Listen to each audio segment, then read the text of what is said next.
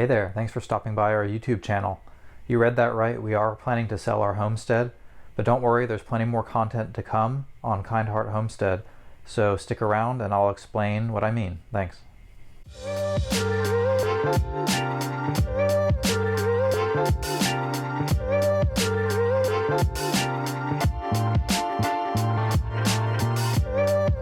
Alright, well thanks for sticking around. I just mentioned that we're planning to sell our homestead, but that's really just the property here. Our homestead will continue at a future property, and that's what this video is all about. What I want to point out at the beginning here is this was always a planned experiment. We moved out of the city of Seattle, super expensive place, one of the top growing cities and expenses in the nation. Not as high as LA or New York City, but it was getting pretty high, and we were able to buy a fixer-upper house down here in central North Carolina. And for the past 3 years, we've been minimally fixing it up just to make it functional enough and safe enough for us to live in. And meanwhile, we were learning and acclimating to the North Carolina climate, learning how to do crops and chickens and just a number of homesteading tasks that we didn't have a lot of experience with before. So one thing we were looking forward to was the explosive growth here in Raleigh as well. So we were able to find a property within commuting distance to Raleigh and basically bought it just at land value, even though the house was habitable. So we're planning to cash in on the appreciation and use those funds to help us purchase the next property. Since we've been here, we've been able to kind of assess the type of things that we want, and we want to be more self-sufficient. It's basically been a safe experiment here because we're so close to the city. We were able to determine that, yes, we love being able to raise our own chickens for eggs instead of buying them at the grocery store, for example. This year, we grew the most produce we've ever grown. We were able to eliminate all produce purchases essentially throughout the summer months. That leads me to our homestead goals. What were we really trying to achieve here and at our next property? Here, as an experiment, we determined that we do want to be more self-sufficient, and to do that we need more space and kind of a fresh slate to start from. I've always wanted to build my own house ever since I started watching HGTV as a kid.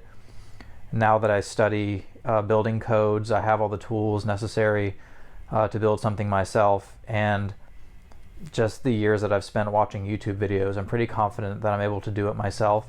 May have to hire out concrete and maybe a couple other trades that may be required by code, such as septic. We also would like to be off-grid, and I know everyone has a different definition of this, and I'm not going to get all into that in this video, but on the spectrum of completely non-self-sufficiency, relying on companies and the government to survive, versus full self-sufficiency would be just like living in the woods naked. Obviously we don't want to do that, but we want to increase our self-reliance basically as much as we can comfortably and safely do, and maybe we'll get more self-sufficient going forward. But at our next property, we would want to be able to start from scratch and start that goal of being more self-sufficient. And having the space for any sort of animals that we would want, maybe goats, more chickens, who knows what the future would hold, but having enough space for all of that is very important to us. Another important thing that you may not have known is we recently had a baby. His name is Cedar. He's 4 months old, probably 4.5 by the time this video comes out, 4.5 months old. Well, the house we live in now, we weren't planning to start a family here. It was just an experiment for homesteading. And now that he's born, and before he starts really crawling around and getting into things, we need to get out of this house because it was built with asbestos, and being over 100 years old, there's probably other contaminants in there, lead paint, any number of things. So that means I've had to cease all construction and renovation tasks. You don't want to get that stuff in the air where you can breathe it, or the dust can land on things, or a baby can taste it. So basically, I'm shutting everything down here for the most part. Maybe we'll be able to get into crops and some outside stuff in the spring if we haven't moved by then. But for the time being, we need to start packing up and getting things kind of cleaned up for a sale. Once we move, what are we going to do? Well, the next property, I want to have at least 6 acres. And this is for a number of reasons. First of all, I'm looking for privacy, and having multiple acres ensures that no matter where a neighbor's house is positioned in their own property, which is perfectly fine for them to do, it's not going to be so close to our house that it'll be annoying and we'll be able to hear them. And that's exactly what happened to our property here. Our neighbor properties were undeveloped when we purchased this property, and over the past 3 years, a house has been built so close to the property line on either side of us that no matter where we go in our yard, we can always see the neighbors and see what they're doing, which means they can see us. I'd like it to be up in the mountains. One of the biggest complaints I have of the South is the summer climate. In the peak summer, which is probably like June and July, it gets so hot here that you can't do anything outside. I'd like to get to an altitude where it might be hot in the summer, but it's still tolerable and the crops will still survive. Whereas here, even our crops shut down for the summer. Our tomatoes stop producing, and then they come back in August when it gets a bit cooler. I'd like to be able to either build buildings to create privacy, have trees that create privacy, or landforms to create privacy. Pasture is very important to us.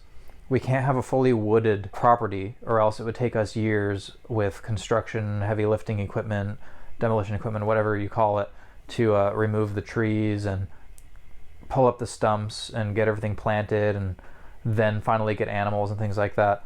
We don't want to have to deal with all that. So having at least like 1 to 2 acres of pasture, if it's a wooded environment, or all pasture if it's just an old farmland, is important to us.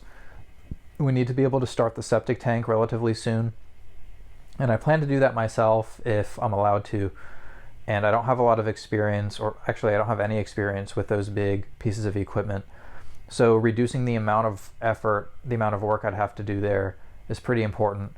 I'd have to dig the foundations for the houses and the septic system, and we need enough space to start crops right away. So that's why I'm assuming 1 to 2 acres is kind of the sweet spot for pasture. One of the most important things for me is no easements, and that's kind of tricky to figure out. I guess I'm gonna have to go to the property and see what's there, because in our property here, we have 1.2 acres, and there's no legal easements that I've ever seen documented. Yet we have power lines going over our property. We have one of those huge, I guess kind of looks like a big filing cabinet box where AT&T runs all of the phone lines for the entire neighborhood. And their truck is constantly in our yard. They just park in our grass every week. Some weeks it's like every day they're out there just hanging out for hours. It's just really bothersome, especially because they don't have any right to be parking in our yard. I just don't want to have to deal with that. I don't want to have to fight anyone to have privacy on my own property. And I know that they have their job to do, and their phone lines are important because of emergency calls and things like that. If you need to call 911, the phone lines need to work. So even if they don't have an easement, they're allowed to go onto your property and maintain that system. The power companies come and shut our power off before with no notice to install a transformer on the pole that's in my neighbor's yard. So it's, maybe I'm just getting unlucky with all this stuff, but I just don't want any of that infrastructure or the possibility of an easement to be on the property, including driveways that go through the property that a neighbor shares, underground pipelines, overhead distribution lines. I don't want any of that.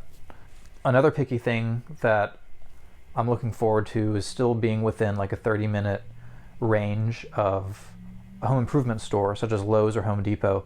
Here we have at least 5 within like a 15-minute drive of us. So we're super spoiled. If one store doesn't have something that I need, I can check the inventory for at least 5 different locations, and then I can drive around within a day and get back home with everything that I need for a project. And I'm able to tolerate a bit longer commute to a home improvement store if the property is ideal, but I do need access to that stuff.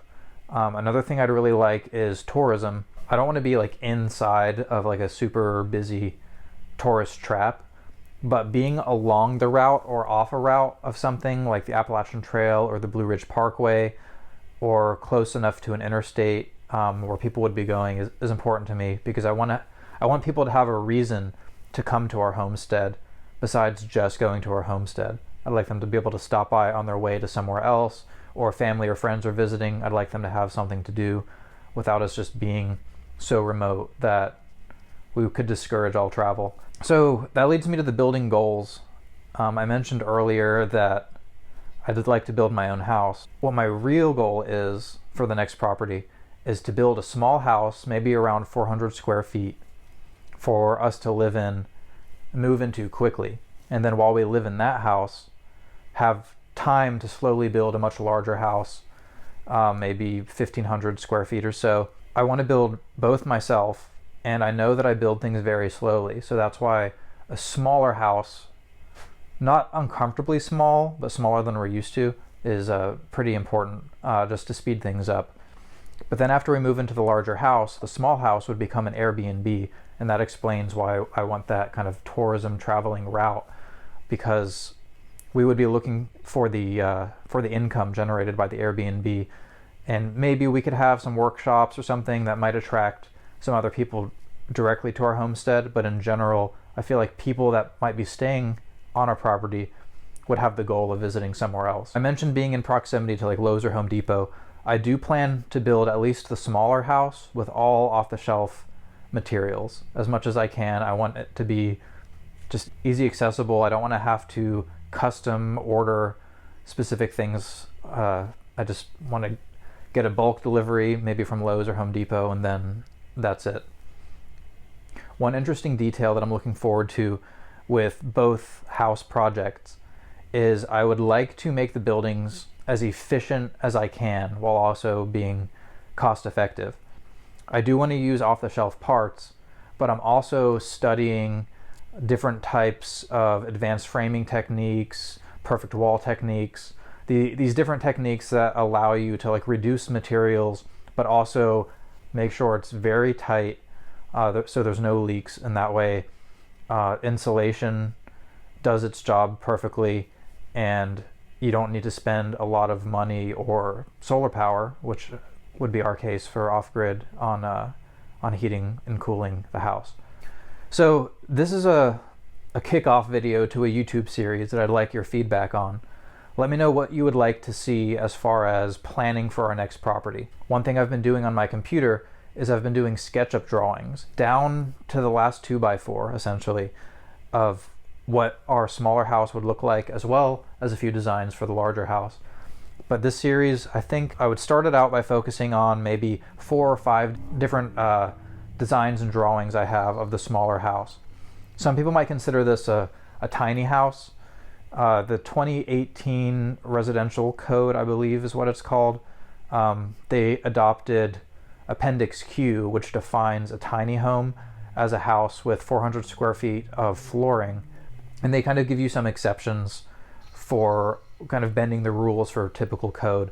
I don't want to get into that on this video, but that's why around 400 square feet is a sweet spot, because states like Virginia, who have adopted that code, will give you some leeway if it's considered a tiny home. So these tiny home drawings that I have are all different shapes and designs. So I'm happy to share them with you, go over the pros and cons of each of them, and maybe I can get your feedback as to which one is actually the most feasible. Any of you who have construction experience, owner, builder, even professionals, I could use your feedback to determine if these are actually good ideas or not. And if you have any experience with advanced framing techniques, please tell me how they've worked for you in the past. I'm definitely looking forward to your feedback, and let me know what you think about this series. And please continue to stop by at Kind Heart Homestead YouTube channel. Thanks. Bye.